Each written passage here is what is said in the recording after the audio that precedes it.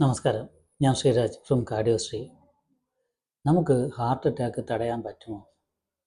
നമ്മൾ പലപ്പോഴും കണ്ടിട്ടുണ്ട്, നമുക്ക് ഇങ്ങനെ ചെയ്താൽ ഹാർട്ട് അറ്റാക്ക് തടയാം, അങ്ങനെ ചെയ്താൽ ഹാർട്ട് അറ്റാക്ക് തടയാം. ഞാൻ പറയട്ടെ, ഹാർട്ട് അറ്റാക്ക് തടയാൻ പറ്റില്ല. നിങ്ങൾ വിശ്വസിക്കില്ല അല്ലേ?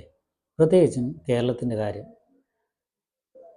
എന്തെന്ന് വെച്ച് കഴിഞ്ഞാൽ, നമ്മളിപ്പം നോക്കിക്കഴിഞ്ഞാൽ നമ്മുടെ ചുറ്റുപാടും ഹോസ്പിറ്റലുകളുടെ എണ്ണം വളരെയധികം കൂടി, ക്ലിനിക്കുകളുടെ എണ്ണം വളരെ കൂടി.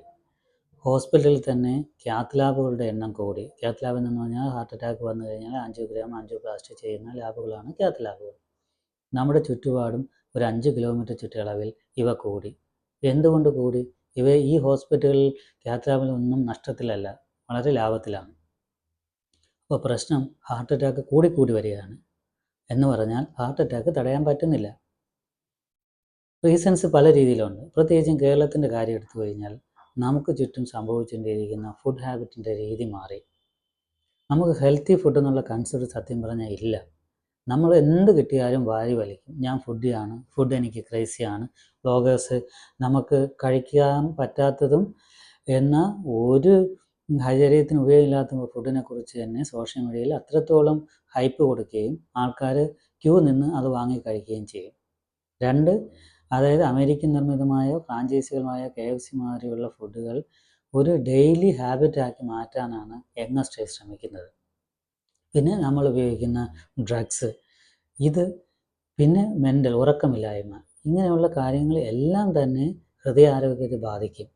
അപ്പോൾ അങ്ങനെ പോകുന്ന ഒരു തലമുറയെ എങ്ങനെയാണ് ഹൃദ്രോഗം നമുക്ക് തടയാൻ പറ്റുക എന്ന് പറഞ്ഞു കഴിഞ്ഞാൽ തീർച്ചയായും it is a blunder. It's never going to happen.